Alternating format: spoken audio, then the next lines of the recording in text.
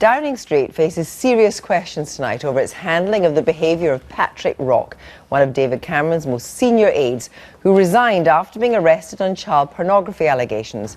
Newsnight has learned that he was the subject of sexual harassment complaints within Number 10 going back 18 months, but no action was taken against him. Our chief correspondent Laura Koensberg is here.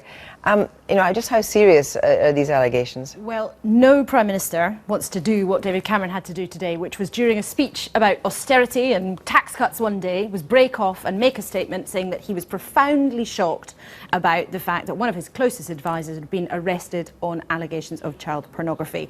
There are two different areas where Downing Street is facing questions tonight, and let's just take them in turn.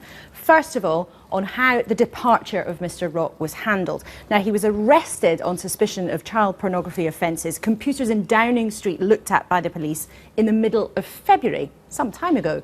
And there's been suspicion tonight in Labour circles that Downing Street somehow sat on this information for several weeks because they were enjoying the furore around Harriet Harman, allegations over her and what who she worked for in the 1970s. Now, Downing Street have absolutely disputed that. They've said instead, the Prime Minister, as he said himself, they considered it would have been completely wrong for them to preemptively brief out details of a criminal investigation. But a lawyer I've spoken to tonight said, actually, technically, there's no reason why they couldn't just have said, Patrick Rock, advisor at Downing Street, has had to leave his job. But the other allegations are different, and they go back 18 months, I'm right? They do. They go back 18 months and relating not to anything to do with child pornography, but allegations about how Mr. Rock behaved in Downing Street. Now, he was a close aide of the Prime Minister. He'd worked with him for decades, but not just him, also Ed Llewellyn, David Cameron's Chief of Staff. They worked together closely in Brussels back in the 1990s. Now, we understand that a complaint of sexual harassment was made by a female civil servant about 18 months ago against Mr. Rock.